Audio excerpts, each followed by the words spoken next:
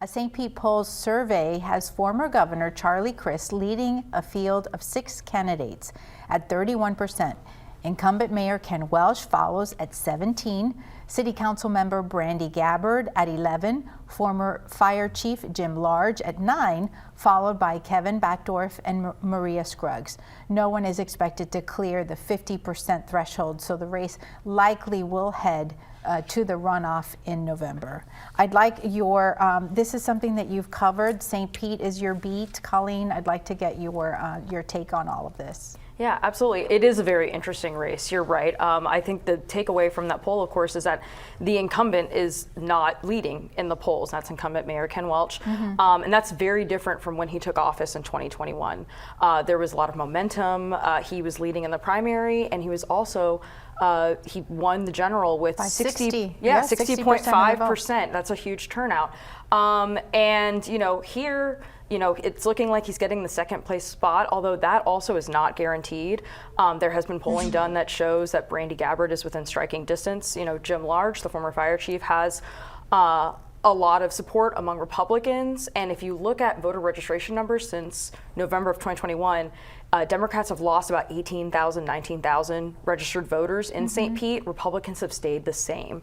And for for voters with no party affiliation, they've also dropped about 9,000, 10,000. So St. Pete is still a very blue city, a Democratic city, but given the numbers, you've got some strong candidates here. It's kind of a shakeup, and I don't know if the mayor's truly guaranteed even to make the runoff. He is the incumbent. He is. What would you say is driving these numbers that are so much lower than they were before? Yeah, absolutely. There's hurricane response. We've had 2 hurricanes, and now the debris was picked up on time, but folks in really flooded out areas kind of pointed to a little bit of confusion, lack of communication about debris pickup, didn't really see such a response. Some folks point to, deals not really getting done. When Mayor Welch took office, he kind of canceled or unwound some projects that were already underway. For example, bringing a Moffitt Cancer Center campus to downtown St. Petersburg that would have brought not only cancer care for St. Petersburg residents, but instead of driving all the way to Tampa, but also high-paying jobs. And the mayor kind of cited not enough affordable housing in that project, but that just didn't kind of resonate with residents. And he had an extra year in office. Back in 2022, voters decided to move elections to even-numbered years to be aligned with state and federal elections.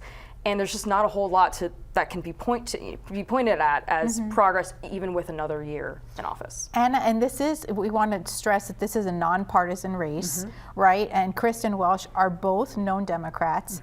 What does a name like Crist's do to the local race? I mean, clearly Charlie has a name ID, no doubt about it. But he's been gone from St. Pete for quite a while. And I really do think that this comes down to turnout, right? If the urban core really shows up on election day and early voting, I think that that will really give Ken Welch the boost that he needs to head into the general election. But once again, people want from their candidates to understand that they connect with them and they understand what the challenges that they are facing. So Democrats need to, run towards voters. Let's talk about Brandy Gabbard for a minute. She's sitting at 11%. Is there a path for her if this goes to the runoff? Listen, I always think that there's a path for women on the ballot, particularly if she's that close. We've seen it in judicial races all the time. Women that barely campaign against a male candidate, women, take it more often than not. So that'll be interesting. Akash, as the only male on the table, no, I have to ask you, from a business and development standpoint, how would a Crist administration be different from a Welch second term? Well, the reason you've seen a lot of Republicans support Charlie Crist financially, and you see that through former Senator Lemieux and others, is because Charlie Crist is consistent. He knows how to do retail politics. He knows how to call people back. He knows how to coalesce different parties and different races. And I think he's been consistent whatever party he's been. And so I think business people are excited to see. The other part of it, the trop development, I know Colleen's written this extensively, The Trop redevelopment was handled a little different than most people thought Welch would. The gas plant. The gas plant district, yeah. And I think most people thought Kathy Wood had a great shot. She's like the new up and coming leader in St. Pete, and Welch didn't even acknowledge her. And I think that really ticked a lot of people off in the St. Pete, the city of St. Pete. I think Charlie Crist has vowed to review that. And it gives a lot more people hope for the city of St. Pete, and I'm excited for that. Does an early front runner like Chris benefit from the extra time, or does it give the field a chance to kind of consolidate against him? No, I think he benefits. Okay. A big issue in the race was the Rays decision that Akash had just alluded to. Colleen, what are you hearing from people when you're out there on the news beat interviewing? What are they saying at this point? How big of an issue is the gas plant to who they pick for the next mayor? Absolutely. You know, I mean, people are kind of all over the place. It's always a mixed bag, but I do think there is a sense of, you know, we've spent the city has spent 2-3 years negotiating a deal with the Rays and Hines. It was kind of over, you know, right as those hurricanes hit. And now let's just take a pause and see whoever's the next mayor and go from there. Brandy Gabbard was actually, you know, she's a 2-term city council member. She's currently on the city council right now. She led the effort to a 6-2 vote to ask the mayor to pause, kind of slow his roll on picking a developer and going forward. He didn't really do that. You know, she wanted a plan, and Mayor Welch says that he's engaged the Urban Land Institute. Other council members kind of feel this is kind of a cart before the horse situation.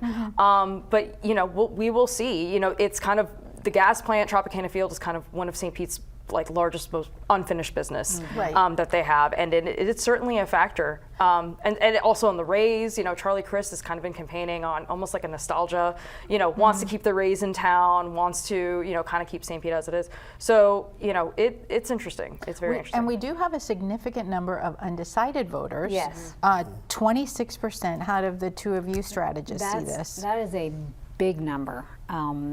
A really big number, and if voters break in a certain direction in favor of one candidate, that will make all the difference in the world. I just don't know if they're communicating directly enough with voters at this time, i.e. are they spending enough money, are they on TV, are they, you know, engaging with voters directly? One thing I've noticed is social media. I mean, St. Pete, the electorates, they are younger folks. They're newer to the area. Most don't remember Commissioner Welch. Most don't remember Congressman Crist or Governor Crist. So I think they're using a lot of social media. You're seeing St. Pete being more young, more fitness, a lot of cool activities. And I think the whole the statement about the gas plant district is it's going to be a vibrant community. It already is. Now it's going to get better. I think young people are going to generally vote for that. That 26% is going to be the deciding factor. Yeah. Yeah. Okay.